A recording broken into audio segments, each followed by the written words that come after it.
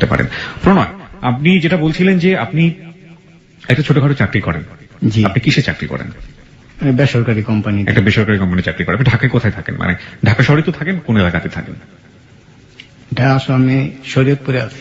আচ্ছা, এবং ওকে, চলুন শুরু করা যাক। কোথা থেকে শুরু করবেন আপনার গল্প? ছোটবেলা থেকে শুরু করেন? হ্যাঁ, অবশ্যই। আমি বড় হয়েছি মধ্যবিত্ত ঘরে। আমরা 4 ভাই 5 বোন। 4 ভাই 5 বোন। জি। বাবা কি করতেন? আমার বাবা হেডমাস্টার ছিলেন। স্কুলের হেডমাস্টার? জি। আচ্ছা। তো আমি ছোটবেলা থেকে লেখাপড়ায় খুব ভালো ছিলাম। আমার লেখাপড়া খুব সীমিত, এসএসসি পাস করছি। ভালো ছিলেন মানে আপনি কি? আমার জীবনে আমি কখনোই রুল 2 হয় নাই, সবসময় 1 ছিল। ক্লাস 10 পর্যন্ত আপনার রোল 1 ছিল? আচ্ছা, আর ক্লাস 5 আমি স্কলারশিপ পেয়েছি, ক্লাস 8ও। তো আপনি ক্লাস 10 পর্যন্ত পড়ে আর পড়েননি? হ্যাঁ, পড়ি নাই, এর বিজয় একটা কারণ আছে। আচ্ছা, সেই কারণটাই তো বলবো। প্রচুর ব্রেনি আপনি স্টুডেন্ট, এবং এরকম স্টুডেন্ট ক্লাস 10 পর্যন্ত পড়ে আর পড়াশোনা করলো না, এটা আসলে খুবই কষ্টের ব্যাপার। আমরা জানবো সেই গল্পগুলো। আপনি বড় হয়েছেন, আপনি গ্রামে থেকেছেন কতদিন পর্যন্ত? গ্রাম মানে মফস্বল শহর আর কি। ওখানে আপনি থেকেছেন কতদিন পর্যন্ত? ওখানেই আমার বেড়ে ওঠা। আচ্ছা, আপনার আমার শ্রোতাদেরকে একটু আইডিয়া দেওয়ার জন্য আপনার এজটা যদি গড় এভারেজটা বলতেন, যে আপনি এখন বর্তমানে কোন এজে বিলং করছেন এবং কোন বয়সে আছেন? 35 এর মতো আপনার বয়স। ওকে, চলুন তারপর। আমাদের পারিবারিকভাবে আমাদের ফ্যামিলিতে একটা ঘটনা হয়, আর এই ঘটনা জানতে পারি আমার বাবা মারা যাওয়ার পর। আমার বাবা মারা যায়, আমি তখন ক্লাস 9-এ পড়ি। আমার বাবা আত্মজীবনী। কিভাবে মারা যান উনি? নর্মালি মারা যান নাকি হার্ট স্ট্রোকে মারা যায়? হার্ট স্ট্রোক করেছিলেন? জি। পরিবারে কোনো সমস্যা ছিল? না, পরিবারে তেমন একটা কোনো সমস্যা ছিল না। আচ্ছা, আগে বললাম আমি মধ্যবিত্ত ঘরের সন্তান। তো তার ডায়েরি থেকে আমি পাই। উনি কি ডায়েরি লিখতেন? হ্যাঁ। আচ্ছা। আমাদের ফ্যামিলিতে, আমার ফ্যামিলিতে একটা, আমি যখন ছোট তখন একটা ঘটনা ঘটছিল। আমার বড় বোন, আমার বড় 3 বোন, ওখানে এক বোনের সাথে আমার চাচাতো ভাইয়ের সম্পর্ক ছিল। সেই সম্পর্ক চাচাতো মানে আপন চাচাতো ভাই? আপন চাচাতো ভাই। আচ্ছা। সম্পর্ক থাকার পর তাদের একটা বাচ্চা হয়, এটা বিয়ে হওয়ার আগে। মানে আপনার বড় বোনের সাথে আপনার চাচাতো ভাইয়ের একটা সম্পর্ক ছিল, এবং সামাজিকভাবে এটা একটা অবৈধ সম্পর্ক। হ্যাঁ। এবং যেটা বলছিলেন যে ওই সম্পর্কের বদৌলতে তারা বিয়ে হওয়ার আগেই আপনার বোন মা হয়ে যান, তাই তো? যখন প্রেগনেন্ট হয় তখন থেকে আমাদের ওই 2 ফ্যামিলিতে একটু এটা কখনোই মীমাংসা হয় নাই, তখন থেকে আর কি শত্রুতা হয়। আপনার বাবারা কয় ভাই ছিলেন? 4 ভাই।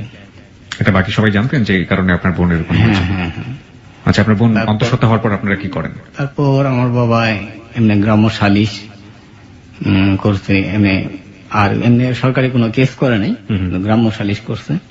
করার পরে এটা যখন না মিটছে, তখন আমার বাবা আমরা একসাথে ছিলাম, ওরা ওখান থেকে জমি জায়গা বিক্রি করে আমরা আলাদা জায়গায় বাড়ি করি। আর বোনের ক্ষেত্রে বোনকে কি করেন? বোন মনে করেন লেখাপড়া করতো, এখন বর্তমান প্রাইমারি স্কুলের টিচার। এখন তারপর অন্যত্র বিয়ে। ছেলেটা তো ওকে লাভ করতো নাকি? মানে লাভ করতো, কিন্তু মানে নেয়নি, অস্বীকার করেছে। ঠিক আছে। আর এই ঘটনা আপনারা কি করলেন তখন? আপনার বোন তো অন্তঃসত্ত্বা ছিলেন, আপনারা কি কোনো অ্যাবর্শন করা বা কোনো কিছু? না, অ্যাবর্শন করানো হয় নাই, বাচ্চা পৃথিবীতে এসেছে। যে স্টেজে আপনারা জেনেছিলেন, তখন তো ইচ্ছে করলে আপনারা আপনাদের সম্মানের দিকে তাকিয়ে বেবিটাকে পৃথিবীতে নাও আসতে দিতে পারতেন। এটা ঠিক, কিন্তু আমার বাবা এটা মানে নাই। আপনার বাবা চেয়েছিল আসুক? হ্যাঁ, আসুক, সেটা যেভাবে আসুক, যেন পৃথিবীর আলো দেখতে পারে, এবং এখনো সে বেঁচে আছে। এবং সে কি জানে এইসব ব্যাপারটা? সে জানে না, সে বড় হয়ে উঠছে। সে তার বাবার কথা জিজ্ঞেস করে না তার বাবাকে? সে জানে যে আমার বড় বোনের মেয়ে, এখনো সে জানে। সে বাবার কথা জিজ্ঞেস করে না? তার বাবা ওই আমার বড় ভগ্নিপতি, তাকে বাবা বলে ডাকে। ও, আচ্ছা। আপনার বড় বোনের বিয়ে হচ্ছে? হ্যাঁ। আর যার কাছে বিয়ে হচ্ছে সে জানে কাহিনী? হ্যাঁ, সে জানে। এবং জানার পরে সে সেটা গ্রহণ করেছে? হ্যাঁ, সে মানে নিচ্ছে। ওকে, চলুন সামনে দিকে যাওয়া যাক। আপনি এটা জানতে পারলেন কিভাবে? এটা আমি আমার বাবার ডায়েরি পড়ে জানতে পারি। আর তখন থেকে আর কি আমার জীবনের এই দিকে আসছি। মানে আপনার বাবার ডায়েরি পড়েছিলেন আপনি ক্লাস 9-এ, রাইট? জি। ক্লাস 9-এ আপনার বাবার ডায়েরিতে কি লেখা ছিল? আপনি একটু আমাকে। লেখা ছিল এটাই যে আমার নিজের রক্ত আমার সাথে এরকম করলো, আমার ছেলেরা যেন এটার কোনো নেয় আর কি। প্রতিশোধ নাই। হ্যাঁ, প্রতিশোধ ডাইরেক্ট লেখা নেই, মানে এটার জন্য কোনো ফয়সালা করে এরকম আর কি। আচ্ছা আচ্ছা।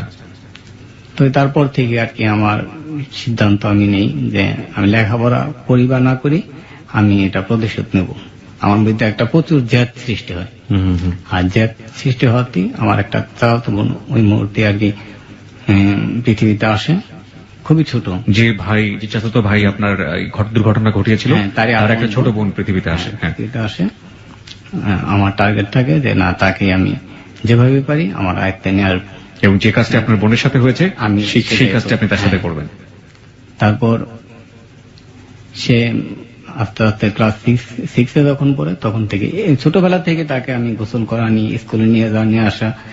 আর আমাদের ছোটবেলায় তো আমার এই ঘটনা ঘটে আমার বোনের সাথে, ওটা আস্তে আস্তে প্রায় সবাই ভুলিয়ে যাওয়ার পথে। তখন থেকে ওই মেয়েকে আমি সবসময় কাছে রাখি এবং আমার বিশ্বাস দ্বারা তার ফ্যামিলিতে আমি বিশ্বাস স্থাপন হই যে ও কখনো ছোট বোনের কোনো ক্ষতি করবে না। না।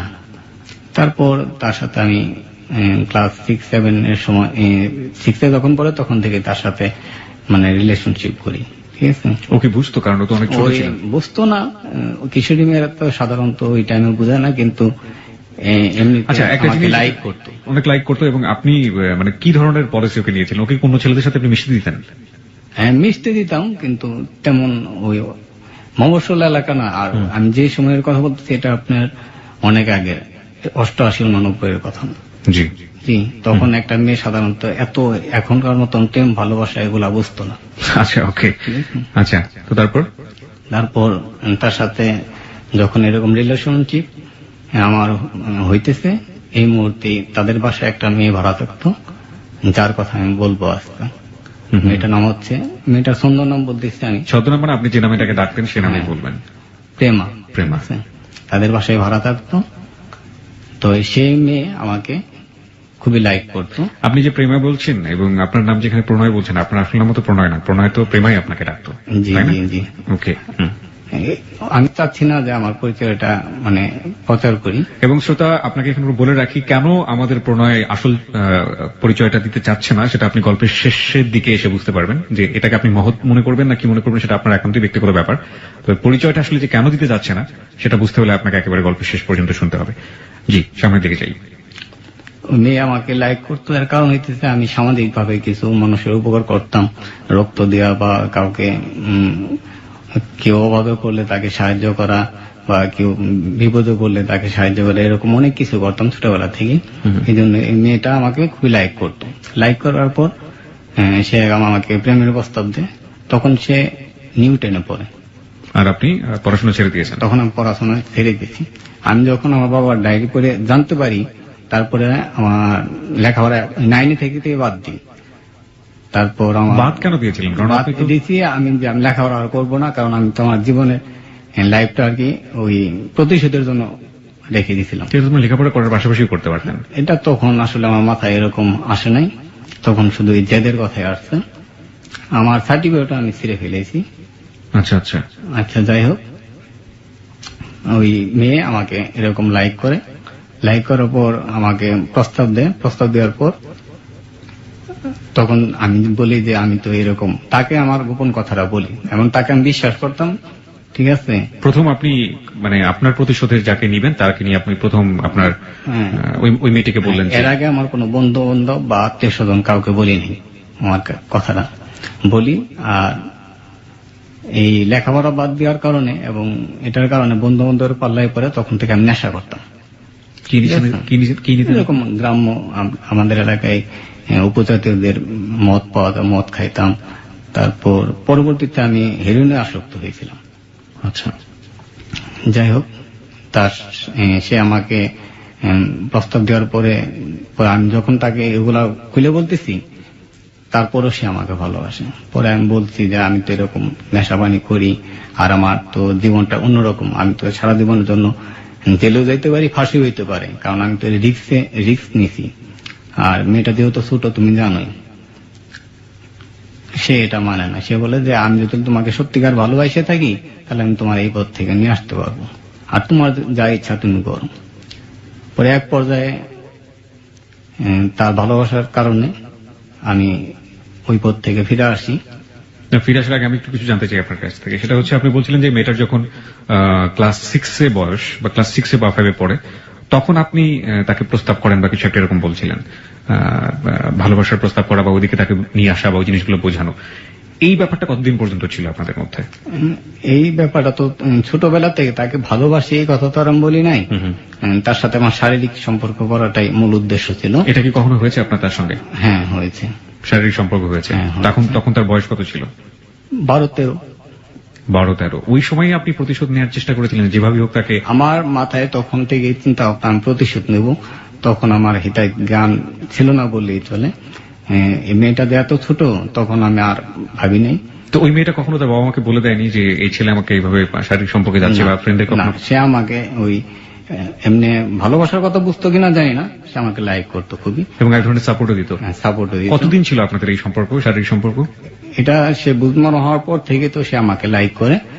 আর এটা সে ক্লাস 9 পর্যন্ত যখন পড়ে তখন পর্যন্ত ছিল। ক্লাস 7 থেকে 9, প্রায় 2 বছরের মতো। 2 বছর। ওকে। এই সময় কি সে অন্তঃসত্ত্বা হয়েছিল বা এরকম? না, আপনার না, এটা কখনো অন্তঃসত্ত্বা হয় নাই। এটা আমার ব্যাড লাক হইতে পারে।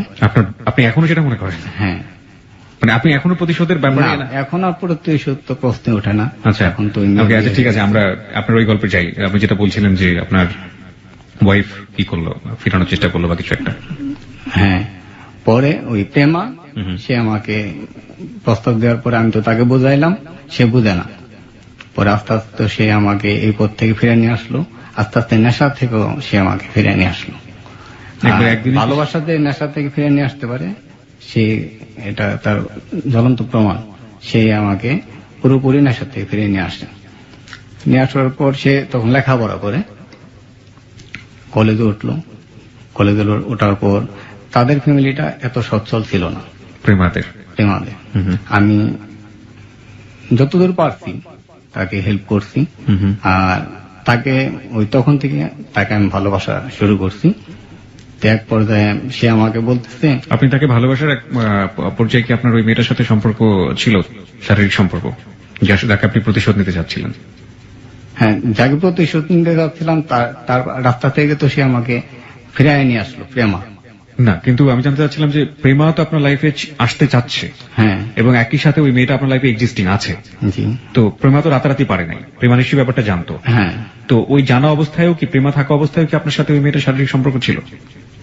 না, পরবর্তীতে আর ছিল না। আচ্ছা, ঠিক আছে। তো 2000-এ ওই মেয়ের কথায় আমি রাজি হই এবং তার সাথে আমার প্রেমের সম্পর্ক চলে। সে লেখাপড়া করত। তখন থেকে তার সাথে আমার দীর্ঘ 7 বছর প্রেমের সম্পর্ক ছিল। সেই গল্পগুলো আমরা একটু জানতে চাই। 2000 থেকে 2007 পর্যন্ত। আমার বাড়ির ঠিকানাটা আমি এমনি বলতে পারি, ঠিক আছে? আমার বাড়ি শেরপুর। আমার মনে হয় বিস্তারিত আপনার না বলাটাই ভালো। হ্যাঁ, ঠিক আছে। আর তখন থেকে তার সাথে আমার প্রেমের সম্পর্ক ছিল 7 বছর। এই 7 বছরে সে আমাকে, আমিও তাকে বিয়ের প্রস্তাব দিছি। সে আমাকে বলছে যে আমার ফ্যামিলি, তারা 2 ভাই 2 বোন, যেহেতু তারা অসচ্ছল ফ্যামিলি, সে বড় সংসারে। সে বলতেছে আমি লেখাপড়া করতেছি, আমার ইচ্ছা আমি চাকরি কইরা আমার ভাই বোনদেরকে লেখাপড়া করব আর তাদেরকে প্রতিষ্ঠিত করবো। আমি বড়, এটা আমার এক ধরনের একটা ইচ্ছা। আমি চাচ্ছি যে তারপরে আমার ভাইদের প্রতিষ্ঠিত করে আমরা বিয়ে করব। এই 7 বছরে সে এমনিতেও আমার সাথে মনে করেন অনেক জায়গায় ঘুরছে, থাকছে, ফিরছে, কিন্তু তার সাথে আমার কখনো শারীরিক সম্পর্ক হয়নি। যেটাও আপনার রিভেঞ্জের কারণে অন্য একটা মেয়ের সাথে হয়েছিল, সেটা কখনো লাভের জায়গাতে হয়নি না। তো এক পর্যায়ে আমিও বলছি যে আমার ফ্যামিলিতে তো আমার ছোট ভাই বোন আছে, তাদেরকে আমি বিয়ে দেই, প্রতিষ্ঠিত করি, তারপরে আমি বিয়ে করব, আমার এরকম উদ্দেশ্য। আচ্ছা। আস্তে আস্তে আমার বোন 2টারে বিয়ে দিই। আর ভাই, আমার ছোট ভাই 2 ভাইয়ের বিয়ে করাইছি। আমার বোন যে বিয়ে দিচ্ছে, একটা বোন জামাই লন্ডন থাকে, সিলেট, তার বাড়ি সিলেট, লন্ডন থাকে। তার ব্যবসা দেখাশোনার জন্য সে আমাকে সিলেট অফার করে, আপনি এলাকায় যে ব্যবসা করতেছেন, আপনি সিলেটে এসে ব্যবসা করলে আপনার প্রফিট আরো বেশি থাকবে আর আমার একটু ভালো হবে। জি। এই অফারটা আমি মানি না, যে আমি এলাকাতেই থাকবো। তখন সে জানতো যে এই প্রেমার সাথে আমার সম্পর্ক, প্রেমার সাথে মাঝে মধ্যে সেও কথা বলতো। আচ্ছা, আমার একটু জানতে ইচ্ছে করছে, সেটা হচ্ছে যে আপনি যে প্রতিশোধ নেবার কারণে আপনি লেখাপড়া বাদ দিয়ে দিলেন, যে প্রতিশোধ নেবার কারণে আপনি আপনার সার্টিফিকেট ছেড়ে ফেললেন, যে প্রতিশোধ নেবার কারণে আপনি নেশাগ্রস্ত হলেন, এবং যে প্রতিশোধ নেবার কারণে আপনি বলা যেতে পারে যে একটা অপ্রাপ্ত বয়স্ক একটা মেয়ের সাথে আপনি অনৈতিক একটা সম্পর্ক তৈরি করলেন, সেই জায়গাটা থেকে ভালোবাসা আপনাকে সরিয়ে নিয়ে আসে। হ্যাঁ, এটা ও কি করতো, ও আপনার সাথে এমন কি করতো যে কারণে আপনি এই মানে এই জায়গাগুলো থেকে সরলেন, আমাদেরকে একটু বলবেন? এই তো ভালোবাসা দিয়ে সে আমাকে ফিরে নিয়ে আসছে, এটাই সত্য। আর সে আমাকে অন্ধবিশ্বাসে প্রথম দিক দিয়ে সে আমার সাথে রাত্রে থাকতো, কিন্তু কখনো তার সাথে আমার এই প্রেমের সময় কখনো তার সাথে আমার শারীরিক সম্পর্ক হয় নাই। আর সে একটা মেয়ে আমাকে বিশ্বাস করে এরকম ভাবে থাকছে, আমিও অবশ্য তার কোনো ক্ষতি করি নাই। আর তার এক কথায় ভালোবাসা তো আর মুখে প্রকাশ করা যায় না। জি। সে আমাকে যে ভালোবাসা দিতে, এটা অলৌকিক ভাবে আমি ওই পথ থেকে আমার যার জন্য আমার লেখাপড়া বাদ বা আমি নেশাগ্রস্ত হয়ে গেছিলাম না, সেই পথে আমি কিভাবে ফিরে আসছি আমি নিজেও জানি না। দু একটা ঘটনার কথা বলবেন, যে যে ঘটনাগুলো আপনার মনে এখনো দাগ কেটে আছে সেই সময়ের, তাকে নিয়ে? হ্যাঁ, এরকম অসংখ্য ঘটনা জি, আছে। প্লিজ একটু যদি আমাদের সাথে শেয়ার করেন। এই তো তাকে নিয়ে অনেক জায়গায় ঘুরতে গেছি, রাত্রে থাকছি, ঠিক আছে। সে আমাকে সারা রাত বুকে জড়ায় নিয়ে থাকছি, কিন্তু সে আমাকে না, একটা তো ঠিক আছে ফাইন, ওটা তো একটা ঠিক আছে যে মানে ওটা হয় না, কিন্তু থাকে না ছোট ছোট জিনিস যেগুলো আপনার ভালো লাগা শুরু করলো, মানে একটা মানুষকে আপনার ভালো লাগতে শুরু হলো, এই যে ব্যাপারটা, একটা মেয়ের সাথে তো আপনার সম্পর্ক ছিলই আগে থেকে, কিন্তু তাকে আপনি আলাদা করে দেখা শুরু করলেন, এরকম ছোটখাটো ঘটনা নিশ্চয়ই ঘটে। হ্যাঁ, তাকে আলাদা দেখার কারণ আরেকটা, ওই সময় ওই যে কলেজ লাইফে লেখাপড়া করে ওই লাইফে প্রায় সাধারণত অনেক মেয়ে প্রেম করে, তার জীবনে এরকম কেউ আসে নাই। আর সে সবকিছু যায় না, আমি এরকম একটা খারাপ সিদ্ধান্ত নিয়েছিলাম, এবং কি আমি তখন নেশা করি, তারপরও সে যে আমাকে এভাবে ভালোবাসে, এই কারণেই তার প্রতি আমি বেশি দুর্বল হয়ে পড়ি। আচ্ছা আচ্ছা, ওকে, এটা একটা অনেক বড় কারণ হতে পারে। এবং সে যখন আপনাকে বলতো যে তুমি নেশা করবা না, বা ওই মেয়েটার ব্যাপার তো সে জেনেই আপনাকে আপনার জীবনে তাকে আমি কথা দিতাম যে করবো না, কিন্তু পরবর্তীতে দেখা গেছে যে আমার নেশা করতে হয়েছে। কিন্তু আস্তে আস্তে সে আমাকে বেশি সময় দিছে, আর এই সময় দেওয়াতে আমি নেশাটা ভুলে গেছি। কত বছর লাগছিল আপনার নেশা ছাড়তে? দীর্ঘ 3.5 বছর। 3.5 বছর লেগেছিল নেশা ছাড়তে। আর ওই মেয়ের সাথে যে অনৈতিক সম্পর্কটা ছিল, সেটা থেকে আপনি বেরিয়ে আসেন কবে? সেটাতে বেরিয়ে আসছি আপনার 2000 লাস্টের দিকে। আপনি ফাইনালি সিদ্ধান্ত নিলেন যে আপনি এটা করবেন না? করবো না। সে আমাকে বোঝাইতে সক্ষম হয়েছে যে তুমি যে এটা করতেছো, তোমার তো পরবর্তীতে জীবন আছে, তোমার চাচাতো ভাই যে ভুল করছে, এটা তো আমার মাথায় আগেও আসছে, কিন্তু মাথায় কেস করে না। কিন্তু সে যখন আমাকে তার ভালোবাসা দিয়ে বুঝাইছে যে তোমার তো পরবর্তী জীবন আছে, তুমি যে এই কাজটা করতেছো, তুমিও তো ভুল করতেছো। জি। কুকুর কামড়াইলে কি তুমিও কামড় দেবা কুকুরে? আর এভাবে তার মানে ওই সিদ্ধান্ত থেকে আমার আস্তে আস্তে সে আমার সরাই নিয়ে আসছে। ওকে ফাইন, এবার আপনি যান সিলেটের গল্প, আপনি যেখানে যাচ্ছেন। যাই হোক, পরে আপনার 2007-এ 7 বছর যখন তার সাথে আমার প্রেমের সম্পর্ক, এই 7 বছরে বিয়ে হয় নাই। বললাম তো আমার ফ্যামিলিকে আমি প্রতিষ্ঠিত করব, তার ফ্যামিলিকেও সে প্রতিষ্ঠিত করবে, তারপর আমার বিয়ে করব। তখন যখন আমি সিলেটে যাইতে চাইলাম, সিলেটে যাইতে আমি চাইনি, কিন্তু তখন আমাকে বোঝাইলো যে না, This track was downloaded from FusionBD.com. না তুমি সিলেটে যাও, ঠিক আছে। আপনাকে আপনার প্রেমা বললো যে তুমি সিলেটে যাও? হ্যাঁ। কেন? তুমি সিলেটে গেলে তুমি আরো উন্নতি করতে পারবা বেশি। আচ্ছা। যেহেতু তোমার ভগ্নিপতিরা পয়সা আলা, আর ওখানে ব্যবসাটা পাথরের ব্যবসাটাও তোমার ভালো, তুমি যাও সিলেটে যাও। পাথরঘাট নদী থেকে পাথর তুলে যে বিক্রি করে? আচ্ছা আচ্ছা। পরে আমি সিলেটে যাব সিদ্ধান্ত নিলাম, কিন্তু যখন যাওয়ার প্রস্তুতি নিচ্ছি তখন সে আমাকে বলতেছে যে আমার একটা কথা আছে। কি কথা? যে আমাকে বিয়ে করে যেতে হবে। মানে তুমি সিলেটে যাও ঠিকই, কিন্তু তুমি আমাকে বিয়ে করে তারপরে সিলেটে যাও? আচ্ছা।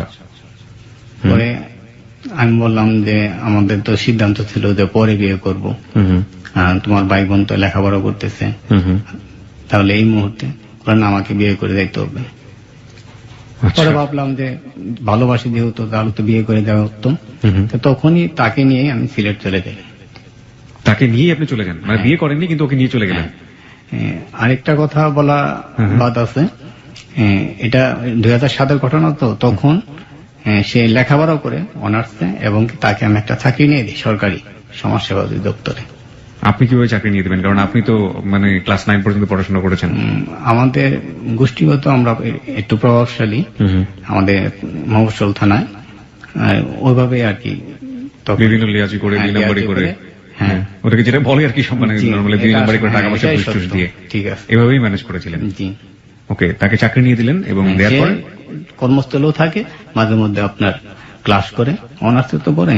আচ্ছা, ওটা আপনার ওভাবে আসলে বলা ঠিক না, যেহেতু অনেকেই শুনতেছে লিসনাররা, আপনার ওই মামাদের, ভার্সিটির মামাদেরকে টাকা পয়সা দিয়ে ক্লাস না করেও হাজারা দিতে পারে, এটা সত্য আসলে।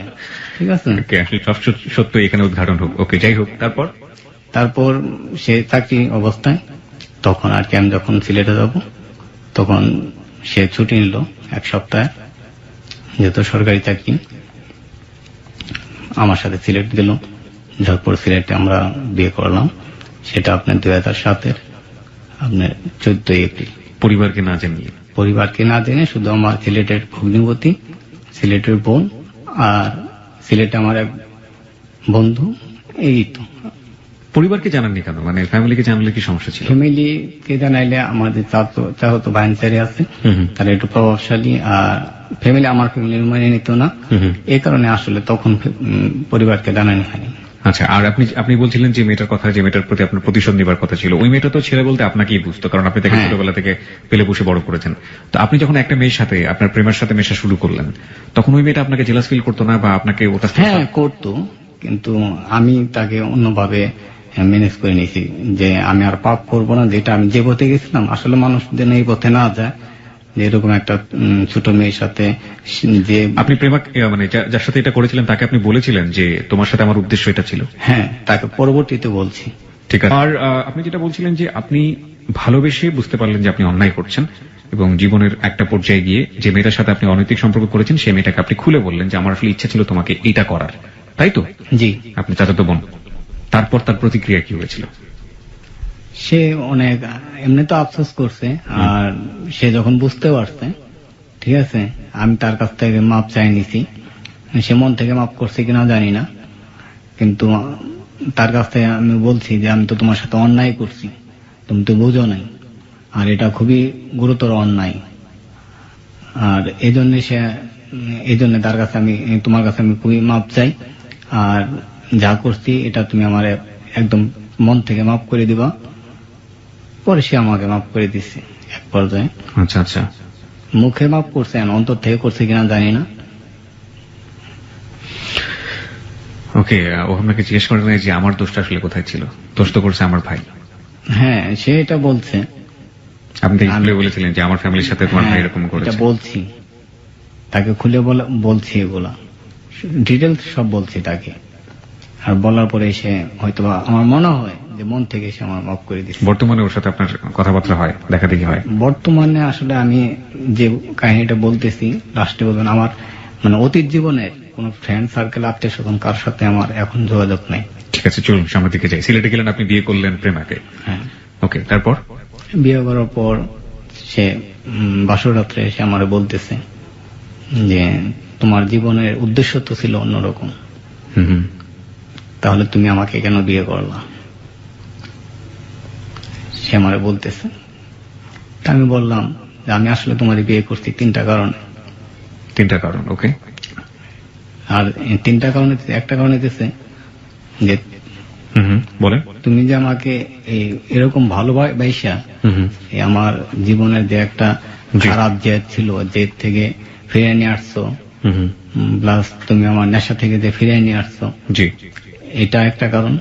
আরেকটা কারণ হইতেছে যে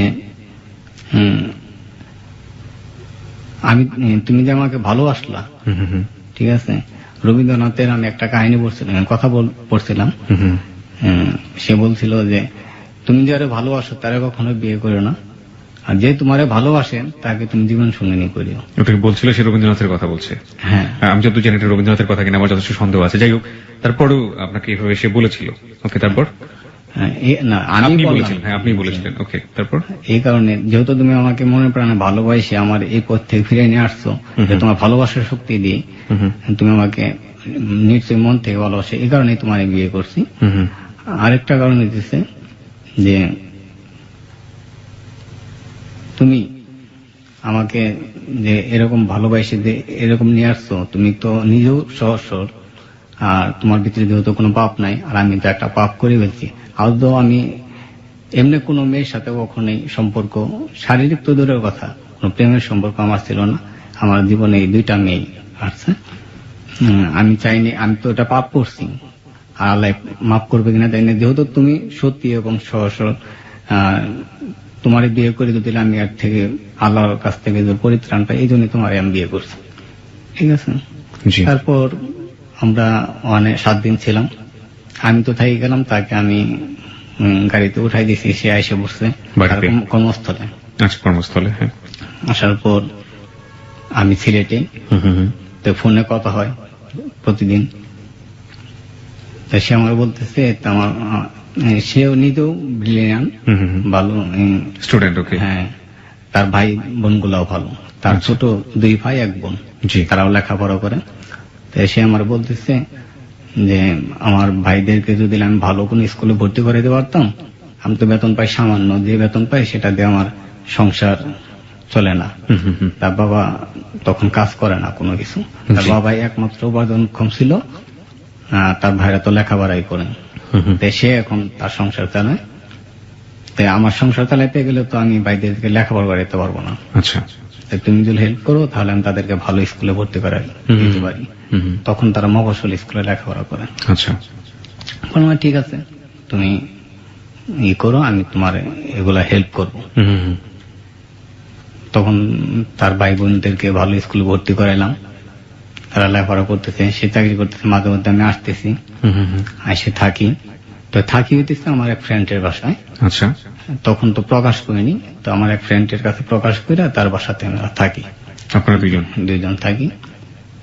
তো এক সময় সে আমাকে খুব তাগিদ দিতে থাকলো যে তুমি এসে পড়ো, তোমার সিলেটে থাকা দরকার নাই, তুমি এখানে চলে আসো, চলে আসো। আপনার আমরা এলাকায়। আপাতত যেহেতু আমি আমার কর্মস্থলে আছি, আমি তো বাড়িতে থাকি না, তুমি এখানে যে কোনো একটা কর্ম করো, আর প্লাস আমরা একসাথে থাকবো। আচ্ছা। তো আমি আসি। আসার পরে সে বলতেছে যে অফিসিয়াল, পরবর্তীতে বলতেছে অফিসিয়াল ডিস্টার্ব করে তুমি আলাদা বাসা নাও, মাঝে মধ্যে আমি তোমার এখানে আসবো, একসাথে এখন থাকার দরকার নেই। এতদিন পর্যন্ত আপনাদের ফ্যামিলিতে কিছু জানানো হয়নি? ফ্যামিলিতে আমার বন্ধু বান্ধব কিছু জানছে, তার বন্ধু বান্ধব কিছু জানছে, আর তার মা জানছে। ওকে। ঠিক আছে। পরে আমরা এরকম, আমি একটা বাসা নিলাম, সেখানে মাঝে মধ্যে সে আসতো, আর আমার ওই বন্ধুর বাড়িতে মাঝে মধ্যে যাইতাম, এভাবে আমরা থাকতেছি। আমি একটা বেসরকারি কোম্পানিতে জব করা ধরলাম, জি। আর সে তো চাকরি করে, এভাবে চলতে থাকলো। তো 2010-এ কাহিনীটা পরবর্তীটাই ডিটেলস বলতে চাচ্ছি। জি, বলুন। 2010-এ তার সাথে আমার তখন বিবাহিত জীবন 3 বছরের। তখন একদিন আমি খুব অসুস্থ হয়ে গেছি। আমি হাসপাতালে, সরকারি হাসপাতালে, জেলা সদর হাসপাতালে ভর্তি। সে আমার সাথে 11 দিন হাসপাতালে ছিল, আমার সাথে আমার পরিচর্যা করার জন্য। হ্যাঁ। তখন আমার বলতেছে যে আমার তো বাড়িতে যাইতে হবে, কেন আমার দাদি অসুস্থ। ওদের বাড়ি আবার শরীয়তপুরে, আমাদের বাড়ি থেকে অনেক দূরে। জি। পরে বললাম যাবা, তোমার দাদির ওষুধ, তুমি যাবা না, বাঁচে না না মরে, তোমার যাওয়া দরকার। তা তুমি যে এরকম অসুস্থ, তুমি যাও, 2 দিন থেকে এসে পারবা। সে এরকম এই কথা বলে পরে আমি তাকে অনুমতি দিই, সে তার বাড়িতে যায়। আচ্ছা। বাড়িতে যায় ফোন দিচ্ছে, আমার ফোন দিয়ে বলতেছে যে আমার দাদি তো অসুস্থ না। তাহলে কেন গেছো? বলে আমার মিথ্যা বলে নিয়ে আসছে, আমার মামারা তো জানে না যে আমার বিয়ে হয়েছে, আর আমি তো জানাইনি, তারা আমাকে বিয়ে দিতে চায়। আচ্ছা, মামার কর্তৃত্ব কেন থাকবে ওদের পরিবারের উপর? বাবা তো বেঁচে ছিলেন। হ্যাঁ, যেহেতু বাবা যে ইকোনমিক্যালি উপার্জন ক্ষম না, ওদের উপর ডিপেন্ডেন্ট, সে কারণে। আচ্ছা, কিছুটা ডিপেন্ডেন্ট। আচ্ছা। পরে আমি বললাম যে তুমি কি করবা? বলে সে বলতেছে যে আমি মোবাইল অন করে তোমার শুনাইতেছি, আমার দেখে যাক, যেহেতু একটা পারিবারিক এরকম, আর দেখে গেলে তো সবকিছু হবে না, তুমি শুনো, দেখো কি কি বলে। পরে আমি শুনলাম, তারে দেখে গেছে এবং তাতে পছন্দ হয়েছে। আমি বললাম তুমি আজকে এসে পড়ো, যেহেতু আমি অসুস্থ, আমি কিন্তু তখন হাসপাতালে। পরে সে এসে পড়ছে, আমার কথা মতো সে এসে পড়ছে। জি। আসার পরে আমি হাসপাতালে 11 দিন ছিলাম। পরে 11 দিন পরে আমি বললাম যে আমি যেহেতু একটু সুস্থ হয়েছি, তো তুমি অফিসে যাও, নাইট করো, আবার যাইতো দিনের বেলা অফিস করো, নাইটে তো আমার সাথে থাকে। এই সময়টা রাতের বেলা কি সে আপনার সঙ্গে থাকতো? হ্যাঁ। তো তার মানে তো তার বাবাও জেনে গিয়েছিল যে কিছু একটা নিশ্চয়ই, তাহলে যে পরিবারে হ্যাঁ, কি তার বলতো? বাবা মা তখন জানে, তার মানে যে কাহিনীটা বলতেছি, তার বাবা মা তখন জানে। যখন জেনে গিয়েছে আপনার সাথে বিয়ে হয়েছে বা কিছু একটা হয়েছে। হ্যাঁ, বিয়ে হয়ে গেছে জানো। তো তাহলে তারা কেন বাধা দিল না? তার মামাদের কেন বললো না যে বিয়ে তো হয়ে গেছে, আবার কেন বিয়ে দিবে? এটা তার বাবা মাকে হয়তো বা বুঝাইছে যে তারা পয়সা আলা, ঠিক আছে, যে দেখে গেছে সে গ্রিস প্রবাসী, আচ্ছা। এই জন্য হয়তো বা। বা কিছু একটা এরকম হতে পারে কিনা যে যে যদি এটা বলতে চাই, যেহেতু আমরা তাদের উপর ডিপেন্ডেন্ট, আর আমার ভাই বোন গুলো ডিপেন্ডেন্ট, নির্ভর করছে, তো কোনো কারণে যদি টাকা পয়সা দেওয়া বন্ধ করে দেয় তাহলে তো বিপদে পড়ে যাবো, এরকম কোনো ব্যাপার স্যাপার কি ছিল? অবশ্যই, কারণ তার টাকা দিয়ে তো তার সংসার চলতো, আর আমি হেল্প করতাম এটা তার বাবা মা জানতো। আমি যে হেল্প করতাম এটা তো তার বাবা মা জানতো। আচ্ছা।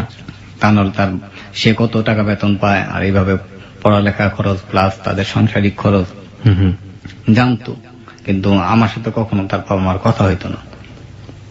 আচ্ছা, ওকে। আচ্ছা, যাই হোক, তো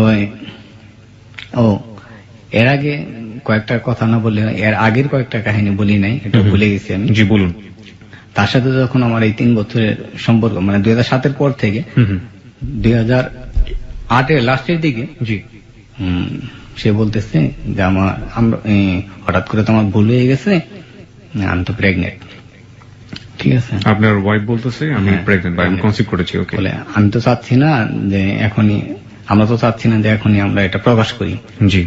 আর মোটামুটি যারা জানা তারা তো জানছি, আর আমি এটা সামাজিক ভাবে প্রকাশ করতে যাচ্ছি যে আর একটু পরে কি করব।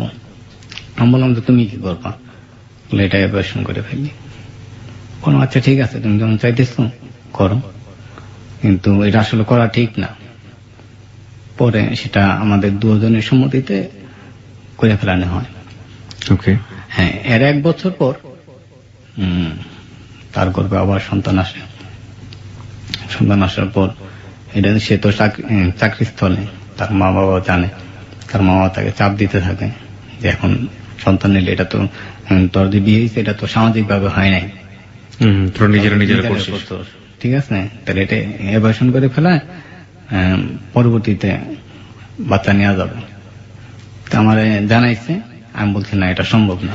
আমি একটু জানতে চাই, সে তখন অনার্সে পড়ছিল আপনি বলছেন, হ্যাঁ। এবং আপনি ক্লাস 10ও কমপ্লিট করতে পারেননি, তো এটা কি না, একটা আমি এসএসসি কমপ্লিট করছি। এসএসসি কমপ্লিট করেছেন আপনি, এসএসসি পড়ুয়া এবং সে অনার্স পড়ছে বা অনার্স কমপ্লিটের দিকে আছে, তো এটা কি আপনাদের একটা সামাজিক ভাবে একটা সমস্যা করতো না পরিবারের কাছে যে এরকম একটা লোয়ার স্ট্যাটাস? সাধারণত আমাদের দেখা যায় যে মেয়েরা বেশি কোয়ালিফাইড হলে, ছেলেরা একটু লোয়ার কোয়ালিফাইড হলে এটা নেয় না, পারিবারিক ভাবে এটা মেনে নেয় না বা সামাজিক ভাবেই নেয় না, তো আপনাদের কি এই জায়গাটায় কোনো সমস্যা হতো?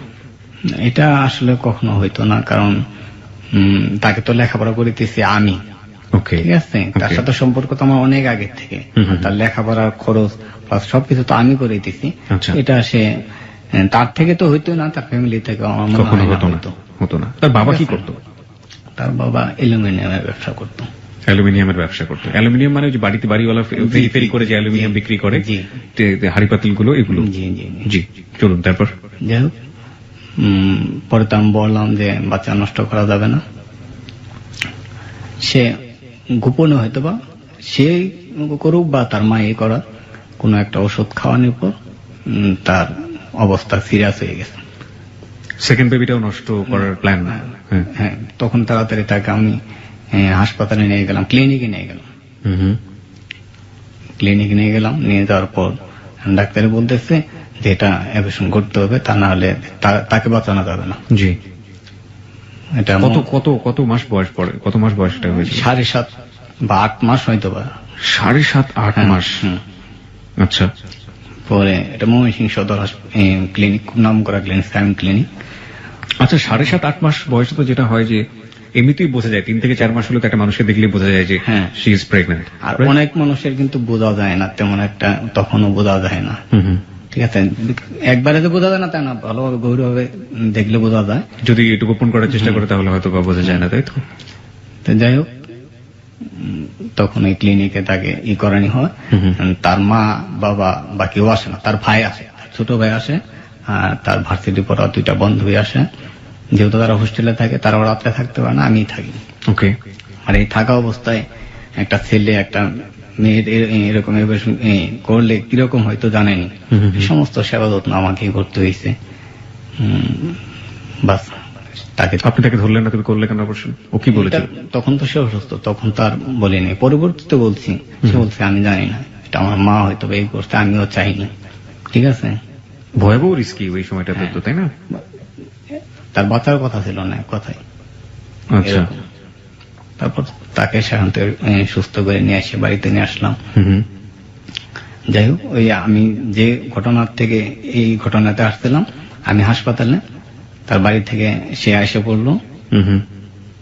আসার পর আবার আমাদের হাসপাতাল থেকে নিয়ে এসে আমার বাড়িতে, আমি বললাম যে আমি বাড়িতে যাব। জি। তো আমার বাড়িতে দিয়ে তার কর্মস্থলে সে গেল। তা আমার ফোনে কথা হয়, হঠাৎ করে সে বলতেছে যে আমার মোবাইল ডিস্টার্ব দিতেছে। ঠিক আছে, আর ডিস্টার্ব দিতেছে, তো আমার মনে হয় মোবাইলটা অফ হয়ে যেতেছে। আমি বললাম যে কি হয়েছে, বলে না মাঝে মধ্যে নেটওয়ার্ক পায়, মাঝে মধ্যে পায় না, তার মোবাইল বন্ধ। তা ফোন দিই তার সহ কোনো কলিগের কাছে, সে বলে দেওয়ার মোবাইলটা নষ্ট। 2-3 তার কলিগের সাথে, কলিগের মোবাইল দিয়ে কথা বলছি। 3য় দিন সে নাই। ও তখন কোথায় থাকতো? সে তখন জেলার নামটা বলেন আমাকে। শেরপুর। শেরপুর। আর আপনি তখন কোথায় থাকতেন? আমাদের ওই শেরপুরের একটা থানায়। তো ইচ্ছে করলে তো আপনি পাশাপাশি গিয়ে দেখে আসতে পারতেন, যোগাযোগ করতে পারতেন। হ্যাঁ, কিন্তু আমি তো অসুস্থ। আচ্ছা। যেহেতু মোবাইল তার তখন, এখন তো মোবাইলের যুগ, জি। তার তথ্য তো নিতেই পারছি। পরে তার মোবাইল বন্ধ, তার কলিগ বলতেছে সে তো নাই, কই গেছে বলে যায়নি। আমার মনের মধ্যে একটা বাড়ি মারছে তখন, এই ফার্স্ট টাইম আপনি সন্দেহ করা শুরু করলেন। কতদিন পরে এটা, মানে সন্দেহের জায়গাটা কতদিন পরে আসলো? বিয়ের কতদিন পর? 3 বছর পর। বিয়ের 3 বছর পর। ওকে, যান। তারপর আমি ওই অসুস্থ শরীর নিয়ে শেরপুরে আসি।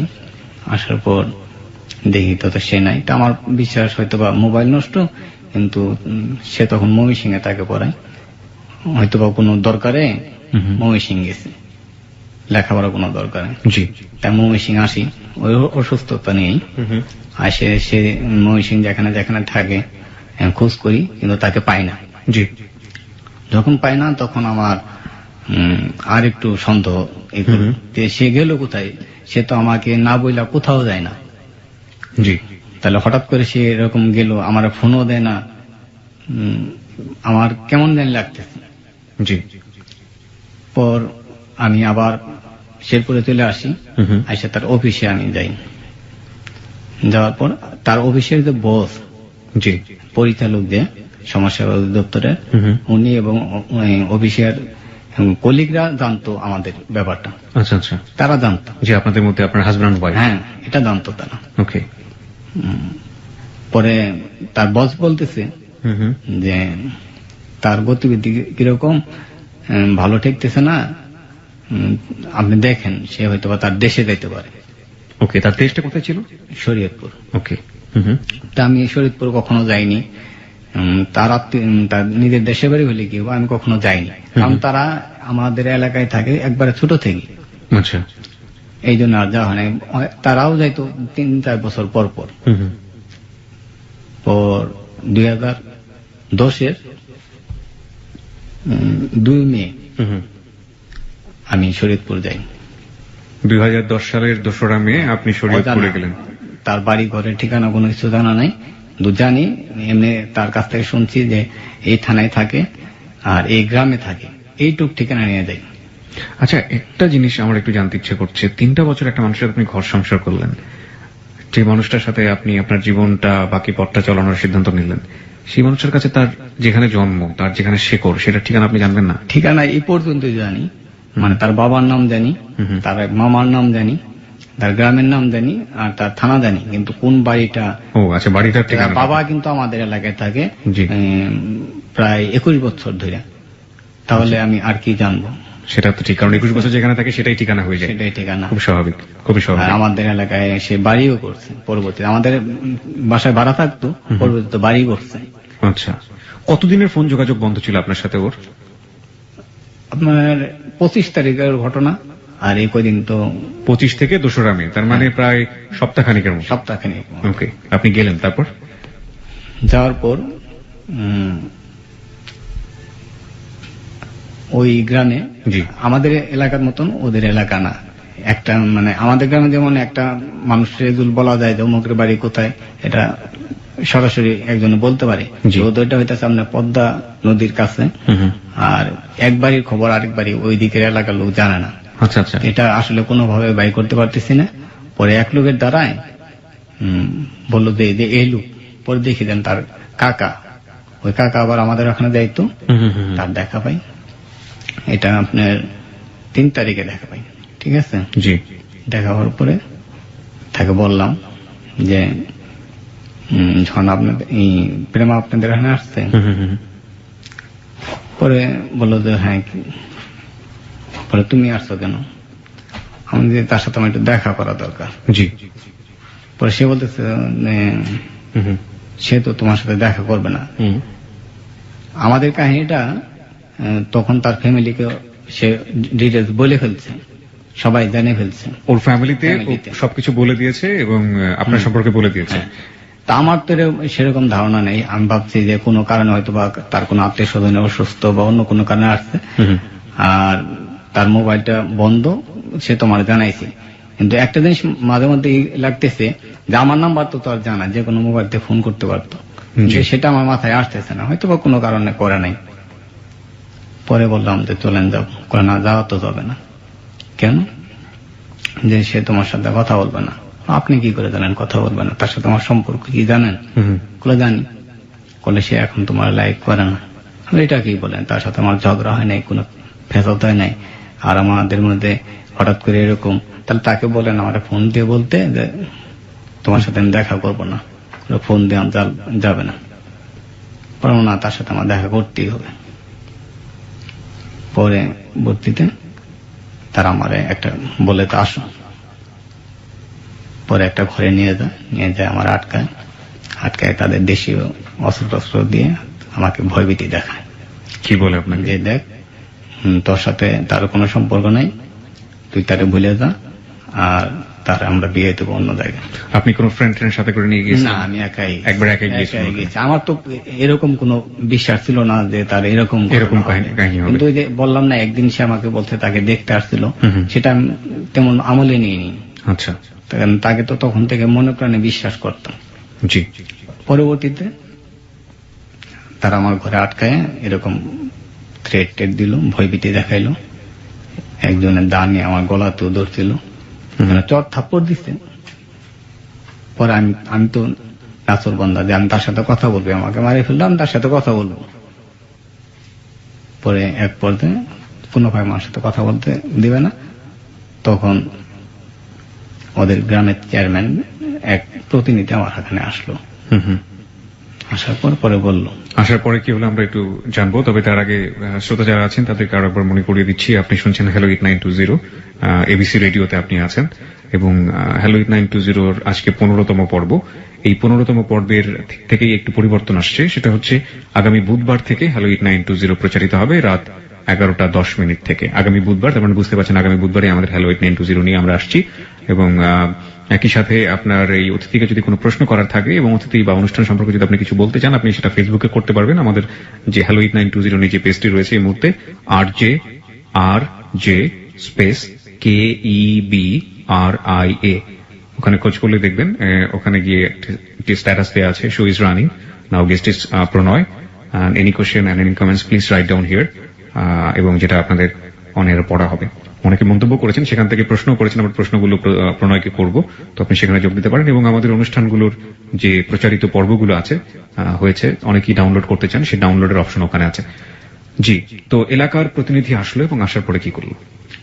আসার পরে বলতেছে আচ্ছা ঠিক আছে, যেহেতু এর মারলেও কিচ্ছু হবে না, তোমরা একটু কথা বলাও। আমি তখনও বুঝতে পারিনি যে তার বাড়িতে বিয়ের উৎসব চলছে, আমি এটা বুঝতে পারছি পরবর্তীতে। Oh my God! ঠিক আছে, পরে আমার কথা বলাইলো। আমার প্রেম আমাকে বললো যে তুমি অসুস্থ শরীরে এখানে কেন আসছো? আমরা এখানে কেন আসছি মানে তোমার 1 সপ্তাহ ধরে মোবাইল বন্ধ, আর তুমি আমার সাথে কোনো যোগাযোগ করো না, কি হয়েছে তোমার? বলে আমার এখানে একটু সমস্যা, আমার তার আবার অনার্স পরীক্ষা। ঠিক আছে, বলতেছে যে আমি 2 দিন পরে আসতেছি, তুমি চলে যাও। আমাদের এটা তুমি কি বলো? তোমার এলাকায় আমার নিয়ে আসার জন্য কত চেষ্টা করছো, আমি আসি নাই। এখন আমি আসছি, তোমার সাথে দেখা করবো না, কিছু না। বলে আমার ফ্যামিলির তো আমি জানাইনি। জানাও নাই, তুমি আমার অন্যভাবে নিয়ে যাও তোমার আর আমি আসলাম, তো তোমার এলাকার লোকজন আমার সাথে এরকম ব্যবহার করতেছে কেন, তাই না? স্বাভাবিক। আর আমার এরকম থ্রেট দিতেছে কেন?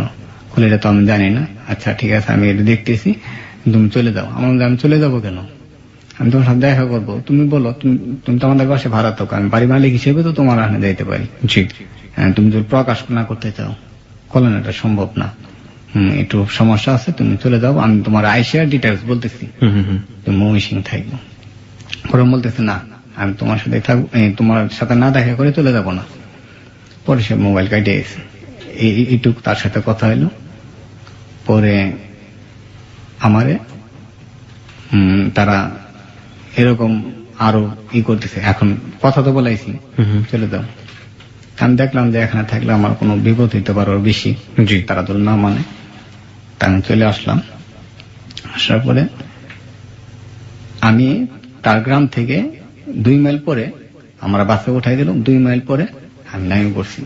আমার সাথে তারা যে লোক দিয়ে দিছে সেটা আমি খেয়াল করিনি, যে ঠিক মতো যায় কিনা দেখার জন্য। নামে পড়ার পরে ওই তারা টের পাইছে, আমার ধরে নিয়ে থানায় নিয়ে গেছে। ঠিক আছে, থানায় নিয়ে যাওয়ার পরে থানার দারোগারে বলতেছে যে আমার মেয়েকে এই এলাকার সন্ত্রাসী, তাদের বাসায় আমরা ভাড়া থাকতাম, তারা এলাকার প্রভাবশালী ব্যক্তি, সন্ত্রাসী আমার মেয়েকে জোর করে বিয়ে করতে চায়।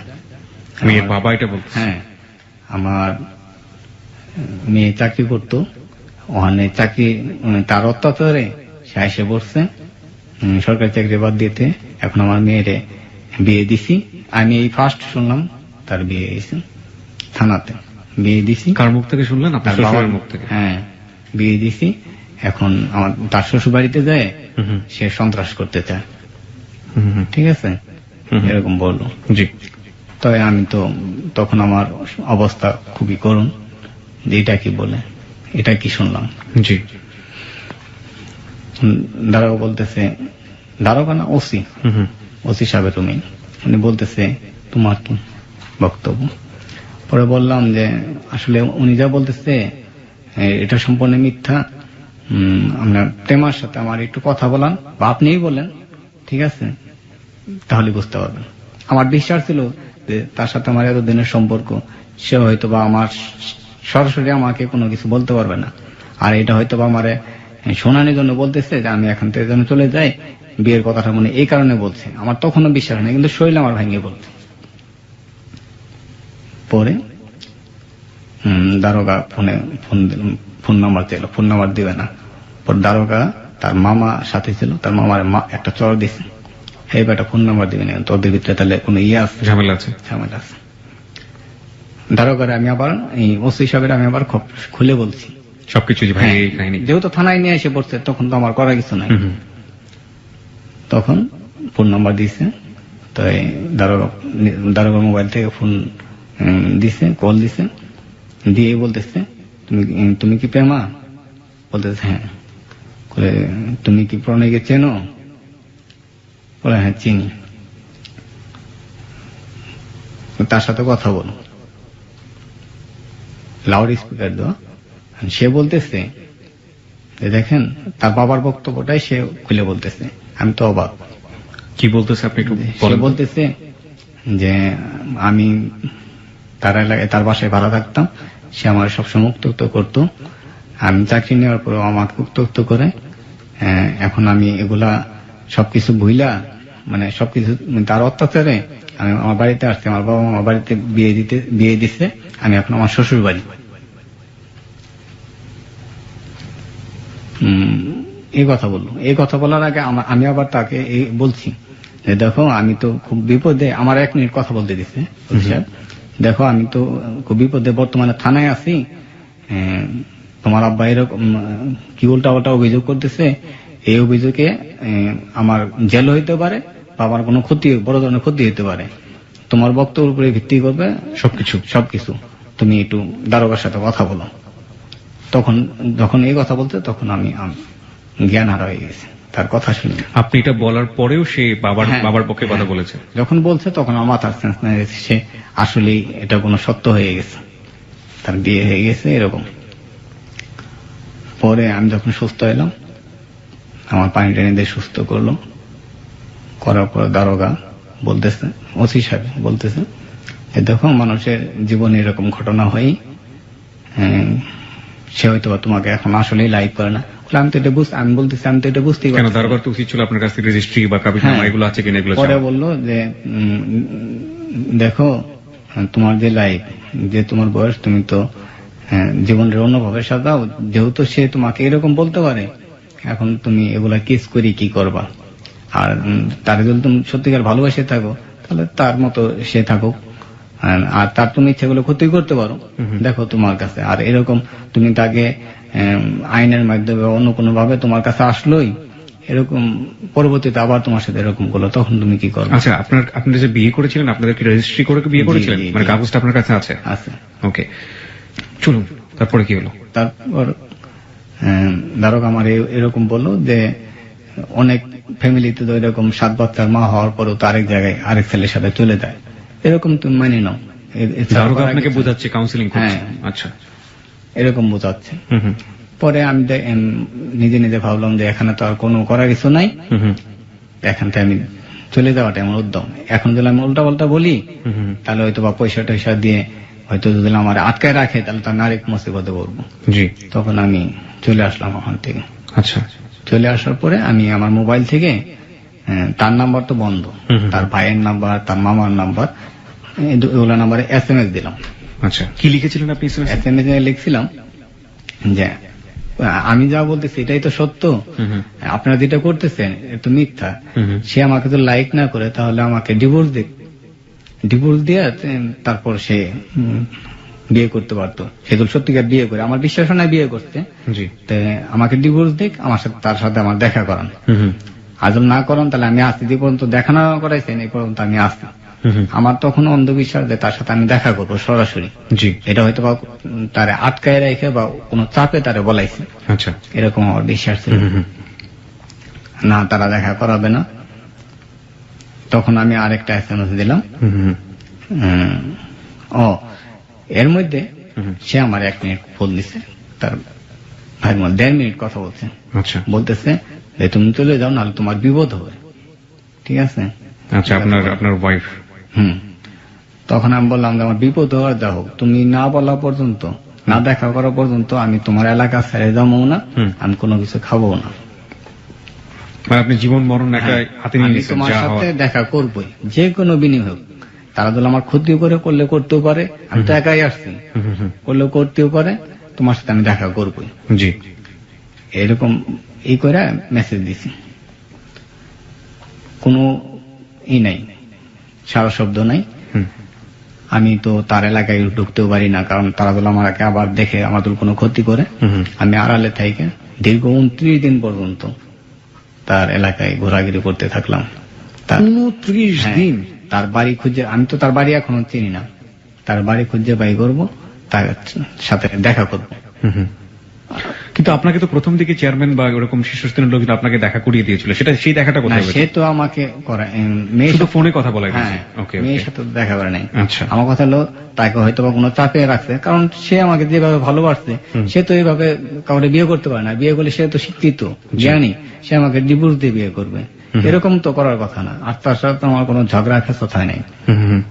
এই বিশ্বাসটা আমার আসে নাই যে সে আসলেই বিয়ে করে ফেলছে। আচ্ছা, পরবর্তীতে তারা তো দেখা করেই না। পরে তার শ্বশুর বাড়ির ঠিকানা পাইলাম। 29 দিন আপনি কোথায় ছিলেন? ওই এলাকায় কিভাবে ওই থাকতেন? এলাকায় ছিলাম। এটা আসলে খুবই মর্মান্তিক। আমার হাতে তেমন টাকা পয়সা ছিল না। আমি অনেকে অন্যের বাড়িতে ছিলাম, দিন হাজিরা কাজও করছি। আমি জীবনে কখনো কাজ করিনি। এখানে থেকে দেখে আপনি দিন হ্যাঁ। হাজিরা মানে কামলার যে কাজটা। হ্যাঁ, কাজটা করছি, কারণ কাজ আমি পাবো কোথায়? আচ্ছা, আর কি করার কি আছে করতেন আমার? কামলার কাছে? আপনি কি কাজ করতেন? এই যে পাট, আমি কখনো পাট সেলাই নেই। পাট ছিলতেন? সেলানি হয়েছে। তারপর আপনার এই যে ই দিয়ে মেশিন দিয়ে বালু তুলে, ঠিক আছে, ওখানে কাজ আছে একটু, ওই কাজগুলো করতেন? ওই কাজগুলো করছি। This track was downloaded from FusionBD.com. তো আমি টাকা কিন্তু এগুলা রাখতেছি, আমি কিন্তু খাই না, ঠিক আছে। কেন খান? বাস্তবিক আমি কোনো কিছু বিস্কিট আর চা ছাড়া আমি কখনোই খাইনি 29 দিন। 29 দিন বিস্কিট আর এটা চা? মানুষ কিভাবে বাইসে থাকতে পারে জানি না। আমি আমার জীবন লাইফে দেখছি আমি কোনো কিছু খাইনি, আমি বাইসে থাকছি শুধু বিস্কিট আর চা খেয়ে? বিস্কিট আর চাই। আমি জেদ করছিলাম, জীবন তো সে আমার সাথে দেখা না করছে, কিছু খাবো না। সে আসলেই খাবো না, আমার জীবন থাক। আমার অবস্থা খুবই শোচনীয় ছিল। আমি আর পরবর্তীতে কাজও করতে পারিনি। পরবর্তীতে সে আমার সাথে, সে হয়তো বা গোপনে আমার সাথে ফোন করলো। সে ফোন করে কাঁদতেছে, ঠিক আছে। আচ্ছা। একদিন দীর্ঘ মনে করেন 19 মিনিট শুধু কাঁদছে, লাইন কাটিয়ে দিচ্ছে, আর লাইন পাওয়া যায় না, এরকম। তো পরবর্তীতে সে আমাকে ফোন করছে আরেকদিন, এটা 29 দিনের দিন ফোন করছে যে তুমি অমুক জায়গায় আসো, তোমার সাথে আমি দেখা করবো। ও কি জানতো যে আপনি ওর এলাকায় আছেন? হ্যাঁ। ওকে। তার ভাইয়ের মোবাইলে প্রতিনিয়ত তার মেসেজ দিতাম, আচ্ছা আচ্ছা, ওকে। কিন্তু আমি মেসেজের কোনো উত্তর পাইতাম না। আমি জানি যে তারা খুলে দেখতেছে, মেসেজ তো ডেলিভারি রিপোর্ট থাকে, খুলে দেখতেছে, পরবর্তীতে সিম বন্ধ করে ফেলতেছে। আচ্ছা, কিন্তু খুলে দেখে দেখি। পরে তার সাথে আমি দেখা করতে গেলাম ভয়ে ভয়ে, যে হয়তো বা জানি না কি হবে, যদি সত্য হয় তাহলে আমার জীবনে রিস্কও থাকতে পারে। তো তার আগে আমি তার থানায় চিঠি করে গেছি, তার যে থানায়, এই থানায় জিটি করে গেছি যে আমি যে এখানে আসছি এটা তো আর কেউ জানে না। যদি এরকম হয় যে আমার কোনো ক্ষতি হলো, তাহলে তো আর করার কিছু নাই। এই জন্য আমি থানায় জিডি করে গেছি। তারপর গেলাম, যাই তার সাথে দেখা করালো তার মামার বাড়িতে। মামার বাড়িতে দেখা করলো, তার সাথে কথা বললাম। তার বললাম যে আমি কি কোনো তোমার সাথে কোনো ভুল করছি? বলে না, ভুল করো নাই। তাহলে তুমি এরকম করলা কেন? তোমাকে বিয়ে সত্যি সত্যি তোমাকে আসলেই বিয়ে হয়েছে? হ্যাঁ। কথা বলে না। পরে বললাম যে না, এখন আর লুকোচুরি করার কিছু নাই, তুমি আমাকে সত্যি বলো। পরে সে তো কাঁদতেছে, তখনও সে আমার বুকে মাথা রেখে কাঁদতেছে অনর্গল। সে আর আমি শুধু রুমে, হয়তো বা ঘরের আশপাশে কেউ আছে, তো আমরা দুইজনের রুমে ওর মামার বাড়িতে। কাঁদতেছে, অধরে কাঁদতেছে। আমার যে কান্না থামাও, হয়তো বা তোমার সাথে আমার বেশিক্ষণ থাকতে দেবে না, তুমি আমার কথাগুলো উত্তর দাও, আমি চলে যাব। পরে সে বলতেছে, দেখো আমি যদি আমার কোনো পরিচিত ছেলেকে বিয়ে করতাম, এই ফার্স্ট তার মুখ থেকে বিয়ের কথা বাড়াইতেছে, যদি কোনো পরিচিত ছেলেকে বিয়ে করতাম তাহলে তুমি বলতে পারতা যে না আমার এখানে স্বার্থ আছে। যদি কোনো আমার সমবয়সী ছেলেকে বিয়ে করতাম তাহলে বলতে পারতা যে আমার কোনো স্বার্থ আছে। আর তো কাঁদতেছে, এগুলো বলতেছে যে আমি তো বিয়ে করছি এরকম একটা লোকেরে। মানে সে বিয়ে 50 করেছে? up। বিয়ে সে করেছে? একবার বিবাহ করেছে, পরবর্তীতে আবার করছে, সে দ্বিতীয় বিয়ে। আমি এই প্রসঙ্গে পরে যাচ্ছি যে আসলে 50 আপ, কিন্তু আপনি তাকে জিজ্ঞেস করলেন তুমি বিয়েটা কেন করলে? হ্যাঁ, বললো যে আমার সংসারে তারা চায় যে তাদেরকে আরো বেশি প্রতিষ্ঠিত করবে। আমি বললাম যে আমি তো মোটামুটি হেল্প করি, আর আমি তোমাকে তো বলিনি, এখনই চাপ দিনই যে না আমি তোমাকে তোমার ফ্যামিলির কাছ থেকে ছিনিয়ে নিয়ে আসবো। আর যদি তুমি থাকতা তোমার যে আয়, চাকরির আয়, এটা তো আমি কখনোই নিতাম না, এটা তোমার ফ্যামিলির পিছিয়ে বের করতে। আর প্লাস আমিও তো এখনো দিই তোমার ফ্যামিলিতে। জি। এগুলো তোমার একবারও মনে পড়ে নেই। এই শুধু সে কান্নাকাটি করে, আর কোনো কথা বলে না। পরে আমি বললাম যে তুমি তো মুসলমান, আর তুমি যেহেতু জ্ঞানী, তুমি তো জানো যে একজনের বউ থাকাতে এরকম বিয়ে করাটা ঠিক না, এটা যায় না, পাপ। পাপ, হ্যাঁ। আর এই ঘর থেকে তুমি তো আমার ডিভোর্সও দেওয়া নেই, আমার সাথে তো তোমার রেজিস্ট্রি হয়েছে, কলমে পড়ে সাক্ষী রাখি তো বিয়ে হয়েছে। জি। তোমার এই অবস্থায় তুমি যে অন্যের একটা ছেলের বিয়ে করলা, তার সাথে যতদিন থাকবা সেটাও পাপ, তোমার গর্ভে সন্তান আসলে সেটাও পাপ। তুমি এরকম করলা কে? হ্যাঁ, তো কাঁদতেছে, খালি বলতেছে তুমি আমার মাফ করে দাও, আমার আর করার কিছু নাই। মনে মনে না, চলো যা হয়েছে হয়েছে, চলো তুমি আমার সাথে চলে যাবো। বলে না, এখান থেকে গেলে আমারও মরতে হবে, তোমাকে মরতে হবে। আমি তাহলে তুমি পরবর্তীতে আসো, তুমি কি করো? করো না, আমি আর এই পথ থেকে যাবো না, তুমি আমার ভুলে দাও। এই ফার্স্ট সে আমার বললো যে তুমি আমার ভুলে দাও। সে কিন্তু আমার বুকে। আমার মধ্যে এটা কিভাবে সম্ভব? কারণ দীর্ঘ 10 বছরে তোমার সাথে আমার সম্পর্ক, আমি তোমাকে আমি ভুলবো কিভাবে? তোমাকে ভোলার মতন কোন আমি পারতেছি না, আমি কখনোই তোমার বলতে পারবো না। তুমি কিভাবে বলছো এটা আমি জানি না, আর তোমার সাথে আমি কোনো অন্যায় করছি কিনা এটাও আমি জানি না। তুমি যেটা করছো, তুমি আমার লাইক করো না, তুমি আমার ডিভোর্স দিতা, আমি তোমার জোর করে রাখতে পারতাম। জি। কোনো না, এটা ডিভোর্স হবে না, আমার বিশ্বাস তুমি আমার কোনো ক্ষতি করবে না। প্রেমা বলতেছে আমার বিশ্বাস তুমি আমার কোনো ক্ষতি করবে না, আর তোমার আমি ডিভোর্স দেবো না এই জন্যই, আমার যদি এটা পাপও হয়, পাপ হোক, পরকালে যেন তোমাকে আমি পাই, এরকম আর কি উল্টা পাল্টা বলতেছে। সে পরবর্তীতে সে বললো যে তুমি আমার ভুলে দাও। এরপরে তার মামা আসলো, তারা নিয়ে গেল, আমার আর কথা বলার কোনো সময় দিল না। ঠিক আছে, আপনি কি করলেন তখন? তখন আমার বললো যে তুমি এখন কি করবা, তুমি চলে যাও, তোমার তো দেখা করাইছি, তোমার উদ্দেশ্য হয়েছে। বললাম হ্যাঁ আমি খুশি, আপনি আমার দেখা করাইছেন, এটা আমি খুশি, আমার আর করার কিছু নেই, আমি চলে যাব। পরে আমি সেখান থেকে এসে বসছি। আসার পরে একদিন পরে আমার উদ্দেশ্য এখন যে না, তার থাকবো না, এটা আর সম্ভব হবে না। কিন্তু তারপর কেন যেন মনে হয়েছে যে তাকে কি তার বিয়ে মনে হয় নাই। আমার তখনও বিশ্বাস হয় না, কারণ আমি তো আসলে প্রমাণ জানি না। মানে তার শ্বশুরবাড়ির ঠিকানা আমি বাই করবো, দেখবো যে আসলে বিয়ে হয়েছে কিনা, এই উদ্দেশ্যে তখন থাকলাম। পরে এক পর্যায়ে তার শ্বশুরবাড়ি ঠিকানা পাইলাম, পাওয়ার পর দেখলাম যে আসলে তার বিয়ে হয়েছে। কিভাবে বুঝলেন? তার শ্বশুরবাড়িতে বিয়ে হলে অনুষ্ঠান হয় না? জি। অনুষ্ঠান হয়েছে, আশপাশের এলাকার লোকদের কাছ থেকে তথ্য পাইছি, খাওয়া দাওয়া করাইছে। হ্যাঁ। আচ্ছা, আর বিয়েটা কার সাথে হয়েছিল? বিয়েটা হয়েছিল লোকটা গ্রিস প্রবাসী, ঠিক আছে। বয়স কত? 50 আপ। এবং অর্থ সম্পদ, যেহেতু ইউরোপ কান্ট্রিতে থাকে, অর্থ সম্পদ 23 বছর ধরে সে গ্রিসে থাকে, অবশ্যই অর্থ সম্পদশালী। আচ্ছা, প্রেমা কি এখন গ্রিসে আছে নাকি বাংলাদেশি? এখনো বাংলাদেশে আছে। আমার তো কাহিনী শেষ হয়। জি, প্লিজ বলুন। সে তার শ্বশুরবাড়ির সন্ধান যখন পাইলাম, তখন জানলাম যে আসলে তার বিয়ে হয়েছে। তা আমার কথা হলো, জানতে পারলাম যে তার বিয়ে হয়েছে আপনার ইন্টারনেটের মাধ্যমে, মোবাইলে। আচ্ছা, ঠিক আছে, ঠিক আছে, ইন্টারনেটের মাধ্যমে, মোবাইলে আর কি, মোবাইলে বিয়ে হয়েছে। তার স্বামী এখন আসে নাই, বিদেশে আছে। তখন আমার একটু মনের মধ্যে আবার একটু সান্ত্বনা আসলো যে দেখি তাকে বোঝানো যায় কিনা। তার স্বামী যেহেতু তার মোবাইলে বিয়ে হয়েছে, তাহলে তার স্বামীর সাথে তো তার দেখা হয় না এখনো।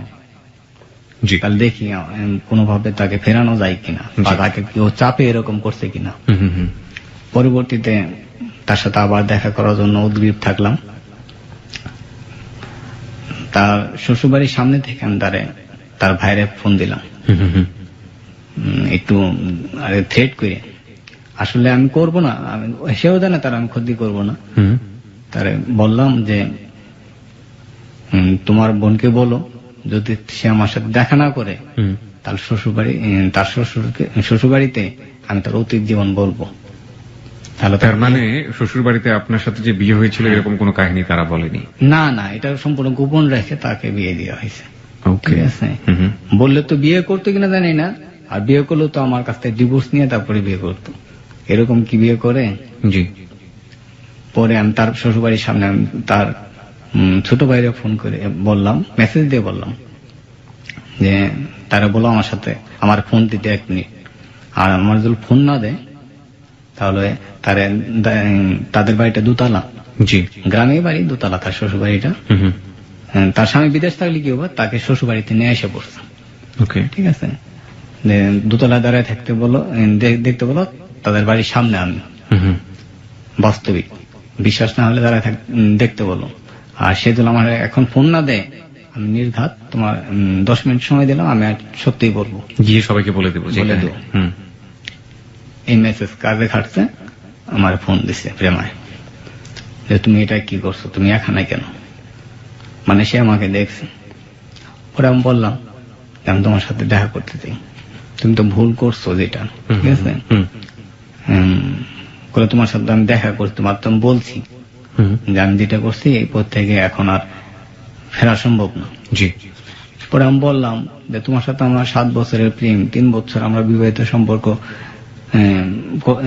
সম্পর্ক হয়ে গেল, চলে গেল, আর তুমি 2 দিন ধরে তাকে এরকম ফোনে তার সাথে তোমার হয়েছে, আর তুমি এখন বলতেছো না এটা সম্ভব না, এটা করলে করতে হবে, তোমার সাথে আমার দেখা করতে হবে না, তুমি দেখা না করো তাহলে আমি কিন্তু সবাইকে বলে দেব। জি। পরে সে আমার মিথ্যাটা সান্ত্বনা দিল যে আমি তোমার সাথে দেখা করব, পরবর্তীতে জানাই যাচ্ছে তুমি এখন চলে যাও। পরে আমি ওখান থেকে চলে আসি। আসার পরে সে আমারে ফোন দেয় না, 2 দিন পর সে আমার ফোন দিয়েছে। ঠিক আছে, এই 2 দিনের মধ্যে আবার তার ভাইকে আমি অনেকবার মেসেজ দিছি, সে তো ফোন দেওয়ার কথা, ফোন দিতেছে না। আপনি চাচ্ছিলেন যে কোনোভাবে তাকে ফোনে বোঝানো যায় কিনা, বুঝিয়ে আপনার তাকে ফোনে পাইতেছি না। আচ্ছা। পরবর্তীতে 2 দিন পর থেকে সে আমার আগে সবসময় আমার সাথে ফোনে কথা বললো, অল টাইম কথা বলা শুরু করলো, মানে মাথা ঠান্ডা রাখবেন, নইলে আমার দুর্ঘটনা ঘটে যাবে। এরকম করে আমি তার এলাকাতেই সে আমাকে অনেক ভাবে বোঝাইতেছে, সে কান্নাকাটি করতেছে, তারপর অতীত জীবনের কথাও সে বলতেছে, আমিও বলতেছি, কিন্তু তার কথায় সে অনর। কিন্তু আমাকে সে সহজ সরল ভাবে, আমি তাকে তো অন্ধভাবে ভালোবেসে ফেলছি, বিশ্বাস করছি, এই সুযোগেই তো সে এরকম করছে। সে আমাকে বাড়িতে পাঠাইতে পারতেছে না, সে বলতেছে যে আমার মামারা কিন্তু তোমার ক্ষতি করতে ওকে এটা পারে। বলতো যে তুমি আমাকে ভুলে যাও, অন্য একটা মেয়েকে বিয়ে করো। সে জানে আমি কোনো মেয়ের বিয়ে করবো না, এটা জান। ওকে, ঠিক আছে। এটা কখনোই বলেনি। ওকে। পরবর্তীতে সে আমাকে বোঝাইতে থাকলো যে তুমি চলে যাও। ডিভোর্স দিত না কেন আপনাকে? ওই যে বললে যে অন্ধবিশ্বাস, যে আমি তোমার তো বিয়ে করছি, আর এটা যেটা এটা আমার ফ্যামিলির জন্য, সেটা তার মনের কথা কিনা জানি না, সে আমাকে এইভাবে বুঝাইলো যে তুমি তো আমার স্বামী, কিন্তু যেটা করছি সেটা আমার ফ্যামিলির ইয়েতে, সে আমার এটা বুঝাইছে। মানে তোমাকে কাছেও আসতে দিব না, তোমাকে ছাড়বো না, ব্যাপারটা এরকম? এরকম। আমি তো তাকে বুঝাইছি যে এটা তো তোমার ভুল, কারণ তোমার তো এটা শরীর মোতাবেক এটা অন্যায়, পাপ, সেটা মাথায় নিত না। ফোনে কথা বলতেছি, সে আমাকে নানাভাবে বুঝাইতো যে তুমি বাড়িতে চলে যাও, তোমার মা বাবা ভাই বোন আছে। আমি বলছি না, আমি তোমারে বলছিলাম যে আমি খাবো না, খাইনি। তোমার এখনো বলতেছি, তোমার সাথে যদি আমি দেখা না করি আমি বাড়িতেও কখনো যাবো না, আমি কারোর সাথে কোনো যোগাযোগ করবো না। জি। পরে সে আমাদের সাথে বললো যে আচ্ছা ঠিক আছে, আমার সামনে যোগাযোগ করতেছি। এই তো ফোনে কথা বলা ধরলো, আর নানাভাবে বুঝাইলো, কিন্তু আমি তো বুঝ মানি না। তখন তার মামারে দিয়ে আমার অ্যাটাক করলো। অ্যাটাক মানে কি ধরনের অ্যাটাক? আমাকে আবার ধরে নিয়ে আসলো। আমি কোথায় ফোনে সে জানে, তার মাধ্যমে আমার সন্ধান পায়, আমার ধরে নিয়ে আসলো। ধরে নিয়ে আসার পর আমার 2 দিন আটকায় রাখলো তাদের বাড়িতে। কি করতো আপনার সাথে সেই সময়? আমার সাথে তখন কোনো মারধর করে নাই, আমার একটা ঘরে আটকায় রাখতো। ঠিক আছে, একটা ইয়ের মধ্যে আপনি ফর্সআপ করতে দিত ওখানে। আমি তো মনে করেন একদম জেলখানার মতো। জেলখানার মতো। আর আমার তো জীবনে কোনো মায়াই নাই, কিন্তু আমি শুধু এটা ভাবতেছি যে যার ফ্যামিলির জন্য আমি এত কিছু করলাম, আর সে এরকম করতেছে কেন? আচ্ছা, আপনি এই সময়টাতে, লম্বা একটা সময়, আপনার ফ্রেন্ডদের মধ্যে আপনি জানাতেন না যে আমার সাথে আচরণ করতেছে? আপনার ফ্যামিলিকে আপনি জানাতেন না? না। কেন জানাতেন না?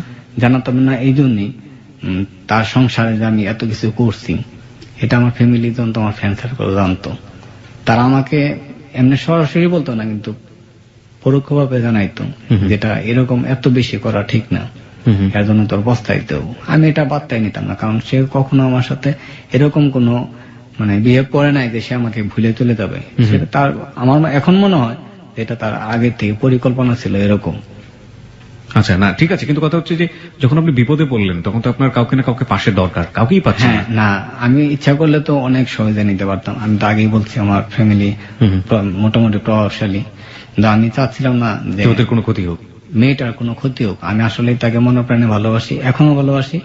আমি চাচ্ছিলাম না যে তার কোনো ক্ষতি হোক। ক্ষতি চাইলে তো তার বিয়েই হয় না, যেহেতু তার জি সদ্য বিবাহিত স্বামীও বিদেশে, জি আসবে 1 মাস পর। আর মানে আমি তো 1 মাস ছিলাম, 2 মাস পর আসার কথা ফোনে বিয়ে হওয়ার। আমি ইচ্ছা করলে যদি জানাই তার শ্বশুর বাড়িতে, আমি তো জানাইতেই পারি, জি। মোটামুটি কিছু হলে বুদ্ধিমান। আর তার শ্বশুর বাড়ি যেহেতু জানি চিনি, আমার আটকায় রাখতে পারবে না। আমি কখনো জানি না, এই জন্যই যে সে যদি অ্যাকচুয়ালি নিজ ইচ্ছায় করে থাকে তাহলে আমার করার কিছু নেই। ওকে, তারপর আপনাকে ঘরের মধ্যে আটকে রাখলো? 2 দিন আটকায় রাখলো, আটকায় বললো যে তোমার ফ্যামিলির লোকেরা নিয়ে আসবো। তখন আমি ভাবতেছি যে আমার ফ্যামিলির লোকেরা যদি নিয়ে আসেন তাহলে কিন্তু আমি মানে তারা আমার একটা ভয় পাইতো, তার শ্বশুর বাড়িতে আমি জানাইতেও পারি, তাদের মনের মধ্যে দুগদুগি থাকতো। একটা অস্ত্র আপনার হাতে আছে। হ্যাঁ, কিন্তু মেয়েটা জানতো যে আমি আসলে তার কোনো ক্ষতি করবো না, কারণ মেয়েটা জানে যে আমি তারে যে ভালোবাসা দিচ্ছি সেও তো আমাকে অন্ধভাবে ভালোবাসে, সে আমার কোনো ক্ষতি করবে না, এটা মেয়েটা জানতো। আর জানতো বিধায় সেইভাবে আমার ছেড়ে চলে আসছিল।